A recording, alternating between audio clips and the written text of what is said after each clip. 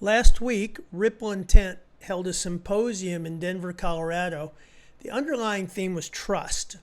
And in addition to learning about the elements of trust, they gave practical experience for each team building the elements of trust. How do we measure trust? How do we rebuild trust? And gave them exercises so that their true selves would show up. And we'd have to see, oh, that's what happens. We break trust. One thing I'd like to add to that conversation is establishing a baseline of trust at the very beginning. Oftentimes when I come in for a partnering workshop or a kickoff, the owner wants to set the stage of building trust. And very often we assume we're starting with clean slates, but we're not. What in fact is happening is that whatever I experienced on the last project, I'm bringing that into this project. If I had a great project, I'm more likely to give the benefit of the doubt. But if I went through a disaster, I'm going to trust, but verify. So here's one way to get a great conversation and begin to build the foundation of what trust means to each group. It's called the Trust Matrix. It's a simple survey built on a framework provided in The Speed of Trust by Stephen Covey. So if you think about trust, it's either neutral, or it provides a dividend, or it can create a tax. Now, the dividend is that if we work closely together, if we understand each other, we have good chemistry, reliability, processes are in place, we have competency, all of those things, then I am more likely to allow you to work out the solution without my having to look over your shoulder, create an RFI. In other words, it speeds the process up because all of those things are knowns and provide us a foundation to be able to let people do what they do best.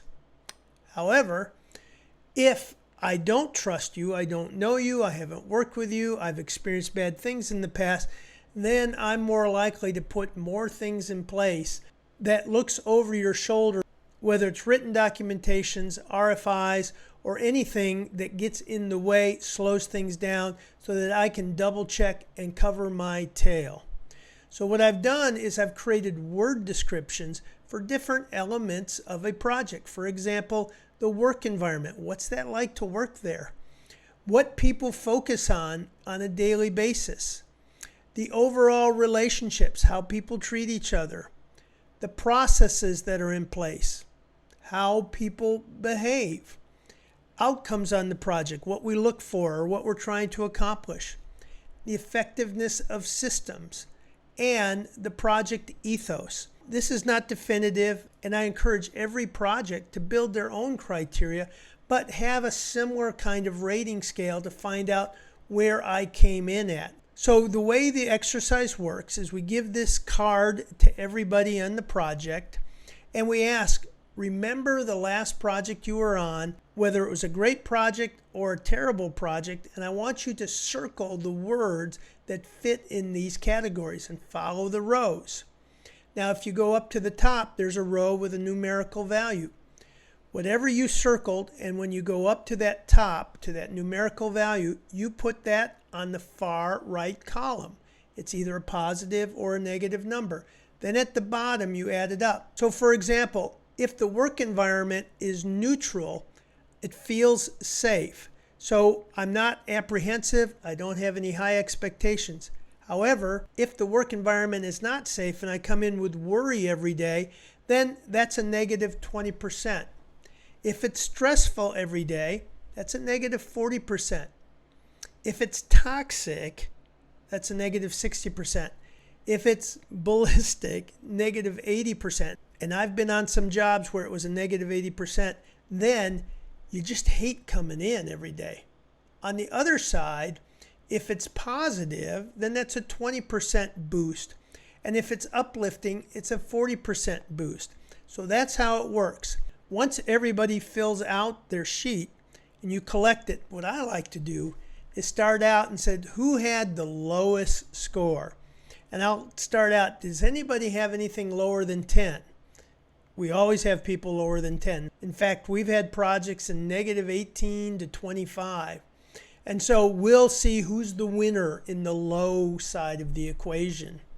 And we have fun with it. We ask if that person needs therapy. We laugh, we groan, we do all of that. But what we do is we then ask which element was the turning point, which part of it tipped the scale, and how soon in the project did this go south. So we look at those things, and then we ask that individual to work with their table and figure out what would they have done differently to have avoided that. Now, when somebody has a positive story to tell, we celebrate it, of course. We want to know how they did it, and we envy them. But what we want to do is understand, what did you do right? How do we make sure we do that and build on it?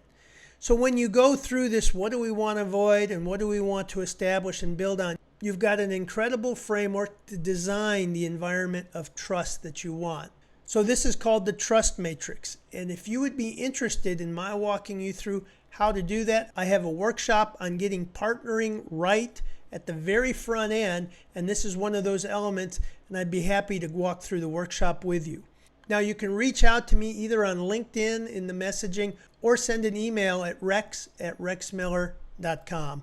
Take care and happy partnering.